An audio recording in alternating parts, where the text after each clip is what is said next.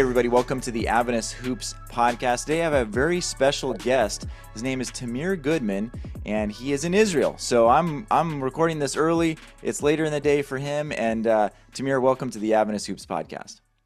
I'm so glad to be here. Thank you for thinking of me. I'm excited to spend some time with you. So Tamir is Jewish. He lives in Israel, and you might be wondering, okay, what is the connection to Adventist Hoops? Well, Tamir is a graduate of Takoma Academy, and his story was actually a national story back in the early 2000s. So I want to kind of share the story with you. I remembered it personally because I was, in high school, I believe, or maybe I was in college at the time. I can't remember, but it was a story that was national news, so, Tamir, I really appreciate you coming on today and being able to share your story. When did you start playing basketball? I mean, was that something you always played as from a little kid? Oh, and I should say, I want to start with this. You are an Orthodox Jew. You grew up as an Orthodox Jew. What does that mean? How did was basketball something that like Orthodox Jews did a lot of? Exactly. Yeah. So I grew up in Baltimore, Maryland, and I fell in love with basketball at a very young age. And I kind of wanted to go ahead and try to get a Division I scholarship and play professionally. But the big question was, what am I going to do on the Sabbath, on Shabbat? I came from a very religious home, and my grandmother was a Holocaust survivor. She survived 2 concentration camps, and she raised us. So I always definitely wanted to honor her and honor the tradition. And but everyone was very supportive, even though no one ever did it before. I had a great coach and I had a family, and they're like, we're going to support you. God wants you to uplift the world. Everyone has to try to uplift the world through their talents. So I went ahead and I started training. And by the time I was 17, I was ranked the 25th best player in the country. And then I got my scholarship offer from Maryland, and I originally told them I can't play on the Sabbath. And originally they said they would try to accommodate me. And that's when I was in Sports Illustrated and, Time and 60 Minutes, and became a national story.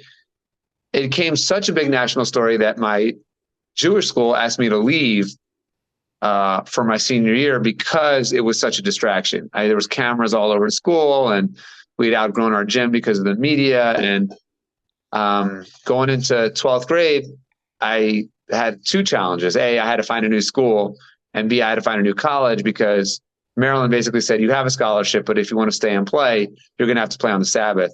So what do you choose? I gave them back that scholarship. They won on the national championship. And then I got a game-changing phone call from Takoma Academy and said, hey, we read about you. We have a really good team here. We have a great gym, great school, and you won't have to play on Sabbath. So do you want to transfer to our school? And I said, yes. And that ended up being a huge blessing for me academically, socially, athletically. And now I'm 42. So I could honestly say a lifelong blessing, because the relationships, Mr. Henry, I'm still in touch with him all the time. Brian Wright, who's now the GM of the Spurs, Tony Skinn, who's a head coach, Division I coach. I have lifelong friendships and relationships. And Brian's wife, Carrie, we're still in touch.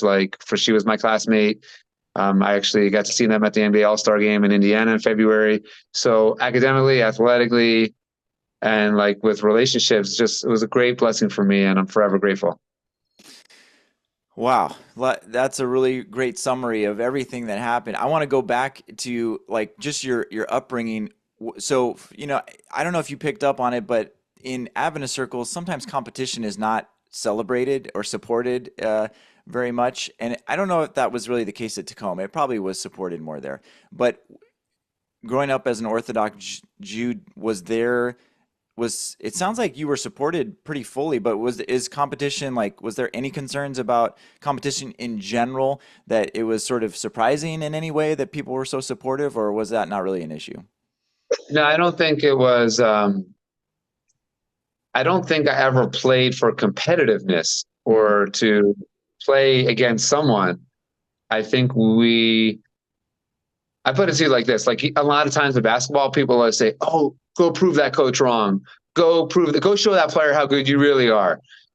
Wasn't really that type of energy. I think if we try to get if we try to like prove other people wrong, then we're very limited because we're dealing ego versus ego. And what happens like when we prove them wrong, that's it. We're just fine. Like, so all of our height was just trying to get to their ego. It's like not really like it was always about trying to reach our inner potential and what God expects from us. So if you could like do good through basketball, uplift the world, unite people, try to have good messaging through basketball, then it has nothing to do with like competitiveness and playing against other people. It's bettering the world. And that's why I always played. I didn't play to like put other people down or show other people up or be Yeah, competitive. It's always love it. about why did God bring me to this world? Mm, So, I love it. yeah. How was your team that year at Tacoma? What was the season like? Yeah, we had a really good season. It's hard to come in as a senior all of a sudden, and there's a lot of, media around me, my story, and it was very hard. But because the school was so accommodating, the leadership and my teammates and the coaches and everyone was so sweet, they just made me feel at home. And I ended up having a good season there, thank God, that I got a Division I scholarship to play at a different school because I gave my scholarship back to Maryland. I committed to Towson, who managed to change the schedule for me. And I was able to get a Division I scholarship without having to play on the Sabbath or any Jewish holidays. And, the head coach was definitely coming to our Takoma Academy games. So I'm forever grateful. And then at the end of the year, they had this big all-star game called the Capital Classic. I got invited to play in that. And I actually won the MVP of that game. So that wouldn't have happened without going to Tacoma either. So Mm. I'm very, very thankful. Did you get to try any veggie food? Any special veggie meats or anything like that? I didn't, but I would go to the kosher restaurant oftentimes. There was one like 10, 15 minutes away. And my classmates or teammates, I would invite them to lunch with me or whatever. They would come there. And So they got so to that was experience good. some Yeah, new they got to food. experience. Yeah. It's very similar. And Did that you those were great ever times. oh sorry, did you ever attend an Adventist church on Sabbath for any reason? I mean, you'd probably be going to synagogue, but Yeah, no, I didn't because the school was like an hour away from my house. We don't drive on the Sabbath. oh It was an okay. hour drive. Yeah, There's yeah, no yeah. way. Yeah. But Is there we anything? definitely had some very good, discussions, I would say, Mm, in class. So, a lot of great dialogue, just yeah. great communication and great bonding and relationships. And I love my teachers and my classmates and talk a lot about religion and stuff. Yeah, it was all great. Everything was great. I forever grateful to everybody there. And I'm glad that I'm still in touch with many of them.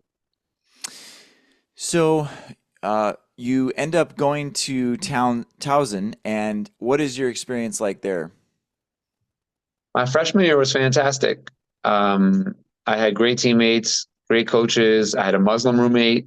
So, I got to go to Jewish school, then graduate from a Christian school, and now I'm rooming with a Muslim basketball player. And basketball was kind of like the magic that brought it all together. Um, I had, like on the court, it's hard when you're a freshman, but ultimately I earned the starting spot against Villanova. I have 13 points and 6 assists, and the coach is like, "Hey, we're staying with you for the rest of the season." So, got to start as a freshman. I won the coaches award. My teammates were very respectful of me on fast days and on Sabbath when I couldn't play and I sat out. Postseason game, coach couldn't change the schedule. I sat out. Practices, I would sit out sometimes on Sabbath. And I was literally living the dream. I was doing the impossible. I was doing something that seemed impossible. But unfortunately, on spring break, my coach got fired and they brought in a new coach who wasn't as accommodating. And that ended my college career. And I moved over here to Israel, where I've basically been ever since. I live in Jerusalem with my wife and 5 kids. Coach David Blatt, who was the coach of the Cavs. I don't know if your listeners would remember, he coached the Cavs a short period. They lost in the finals. He brought me over here to Israel, and I played here professionally for 7 years. Served in the army, in the Israeli army, and now I live in Jerusalem with my wife and 5 kids, and I'm, still very involved in basketball every day, coaching, sports tech, entrepreneurship, work very closely with leagues and teams and players around the world on a daily basis. Been part of the Hapoel Jerusalem staff for many years. So I just couldn't be happier or more thankful to God. I'm living the Mm. dream every day, as they say. What was your experience like playing professionally? And I assume it was being in Israel there's no issues with Sabbath. Correct. Yeah, that was great. I think what was really unique for me is, even though I'm Jewish, I grew up in America. So a lot of the American players that came over here to play, I either played against them or knew them, or, because I was on the camp circuit with Nike and Adidas and all that stuff. So I met a lot of the players, and then to be reunited with them in Israel, I was kind of like the bridge. You know, my Hebrew, I spoke Hebrew fluently, but also English fluently. So I was just trying to be as friendly and welcoming as possible to the American players and the Israeli players, because you have like 4 or 5 Americans on each team. So it was great. At that point, what was the difference between Israeli players and American players as far as style or? Well, I think we still see it. I actually think we see it more than ever. There's no college basketball in European basketball, right? So all the pro teams are run the youth academies. So the youth academies, even when these kids are 16 or 17, they're always around the pros, which means they take winning very seriously. Because when you play professionally in Europe, you're only playing 1 or 2 games a week, and it's about 60 game season. So You said kind of like when you're in 60, America, 60? 60 only. So in America, you're playing 82 plus playoffs. Oh, So I it's was like, I was thinking you were talking about youth when you said 60. I was like, "Whoa." no, no. So I'm saying, like, the Yeah. pros, like, it's almost like an NFL in America. Like, every game matters so much, Yeah. right? You talk about it almost all week. So they have that here because you only play once or twice a week.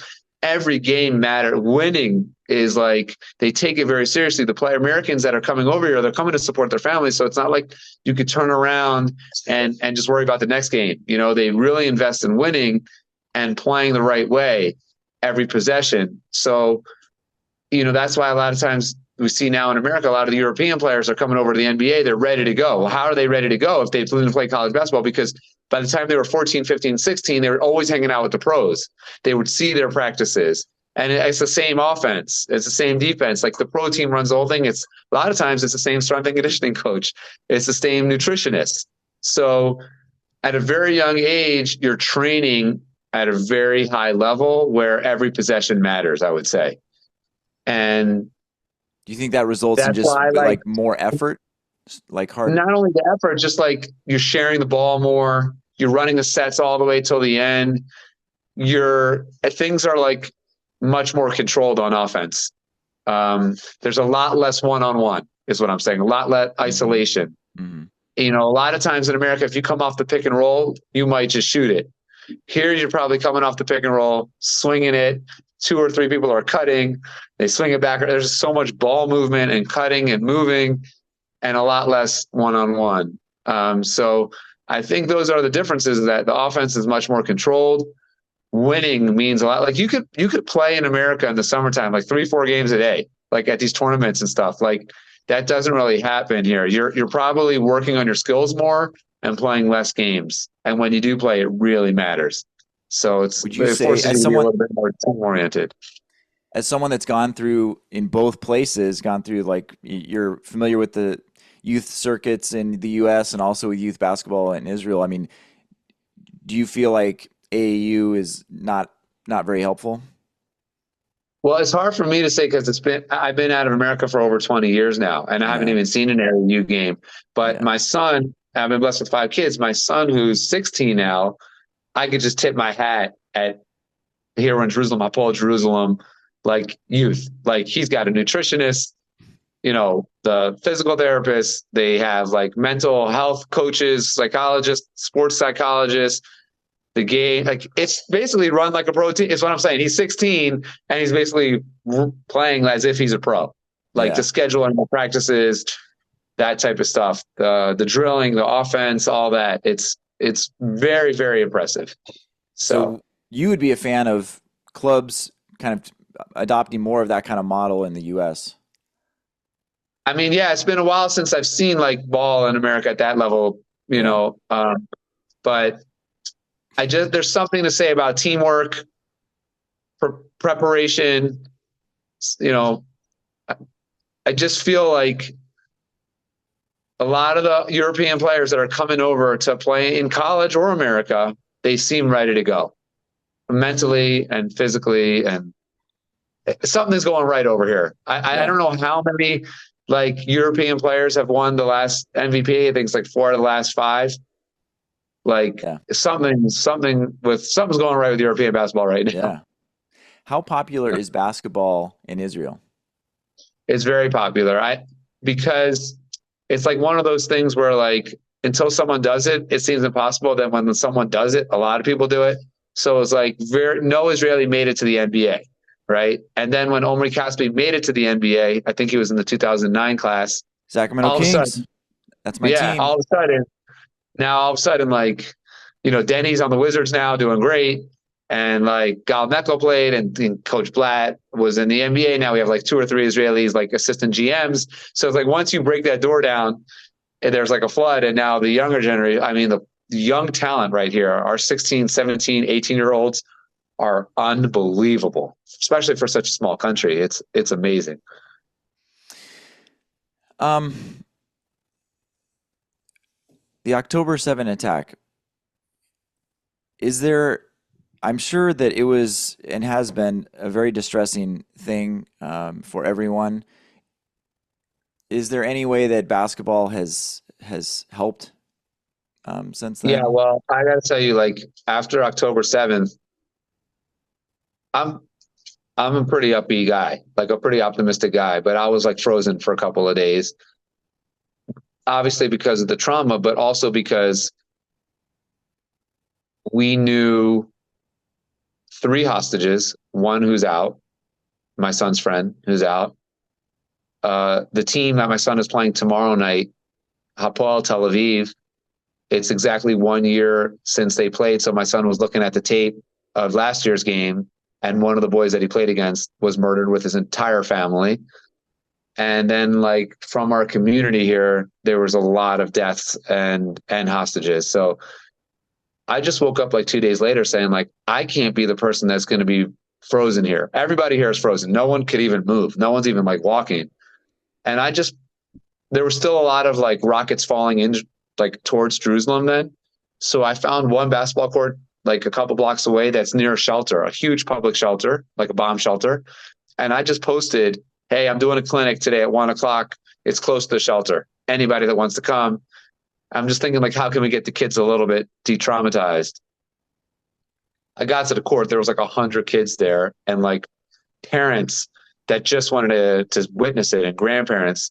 We did a walkthrough to the bomb shelter, made sure there was enough space for everybody. And then we went back out to the court and I'm like, basketball, just like I told you when we first started talking, is so holy. This is why God gave us basketball, Mm. to uplift people, to unite people, to get people out of trauma. And that's what I did throughout, because once that clinic went so well, there still are 100,000 people in Jerusalem, in Israel, that are they had to evacuate their homes, so they're living in hotels. So I started doing basketball clinics for all the kids that were in their hotels. They haven't been home in 6 or 7 months. They just came to hotels to be safe. So it's just trying to do holy work through basketball. Yeah, basically. Wow. I love that. And I did the same thing the year before in America when there was like a lot of it just bothered me that the African American community and the Jewish community, there was a lot of negativity. I'm like, we got to bring these 2 communities together. We're brothers. And that's what I did. I went to Chicago, did a unity clinic, went to Utah, went to Baltimore, just tried many different places together, just bringing people together to basketball. And it works amazing. Like that's the holiness of sport, bringing people Mm. together. What was the And impetus it for all those? started because how I was accepted Mm. as a Jewish athlete. I grew up on the playgrounds. I was accepted. I went Mm. to Takoma Academy. I was the only Jewish kid in the whole school. I was accepted. And I'm like, the more diversity there is, the more unity there is, the more you Mm. realize we are one. And I want to replicate that blessing for other people. What was your goal with those? Sorry, I forget the word you called it, like conference or whatever that you did in these different cities. Like Like what? unity clinics. Yeah. Just like show our commonalities and not our differences. The Jewish community and the African American community, for example, like we need to be together more than anyone because of our shared histories of persecution and all the negativity. We need to support each other. And even here in Israel, I do a lot of work with the Arab community and the Jewish community all through basketball. Everywhere, anywhere that basketball could build a bridge, I'm all in. Mm. Wow. And talk a little bit about your businesses and what you have going on, because you do training as a business, I believe, from what I was seeing on Yeah, the website. I'm Yeah. still coaching. I have an international camp in July. I have a book coming out, a movie coming out. I'm the head of sports relations at Fabric, which is a credible fan engagement company. We work with the NBA, NHL, MLS, almost all the pro leagues, which is just an amazing technology. What is I it feel about?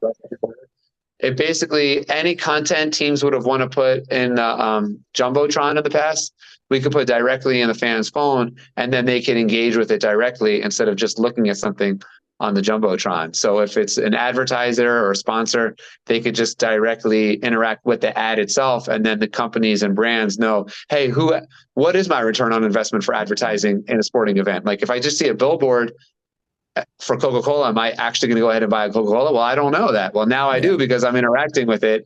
And then they could give rewards, giveaways, anything like that.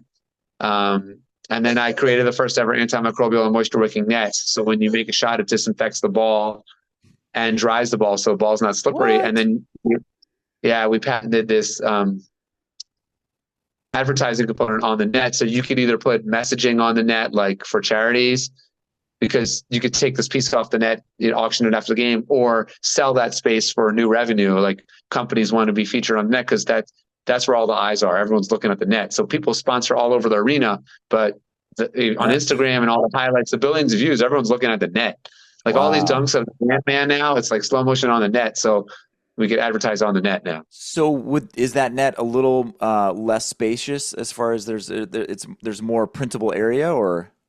No, everything's the same. It's just the tensile strength and the materials that it's made out of are better. Like if you were to cut your shoelace and open up, like, I don't know, if someone cuts or any rope, see like tons of different types of threads. So we built it from scratch with antimicrobial, moisture wicking, patented technology that the net is actually made of those fibers and yarns. So when it makes a shot, it disinfects the ball and dries the ball 11 times more than a standard net without slowing the ball down. So Wow. I'm very happy to say that we're in leagues around the world now, Dick's Sporting Goods nationwide, Okay. and, Hey, and go check it out. What is it called?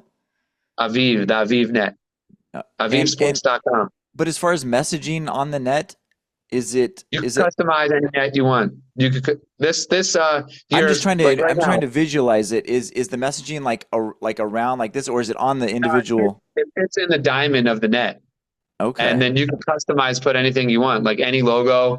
So this year, during March Madness, like college basketball tournaments, that was the first time we went live in the college space. Right now, like in March, this past Huh. March, I'm it's gonna been have to really see great. a picture to visualize this. Are you Yeah, putting yeah, something in the net, or is it yeah, printed yeah. on? You can take it on and off. Got it. Got it. Actually, Got it. Got can it. you put my bag right there? Sorry, Let's see this I have product. one. I have Let's one see what right this here. is. Yeah, good. I had my bag right here. I think I have one in here. Yeah. So here's our net, Vive Net. You can see them Yeah. Yeah. stores in America.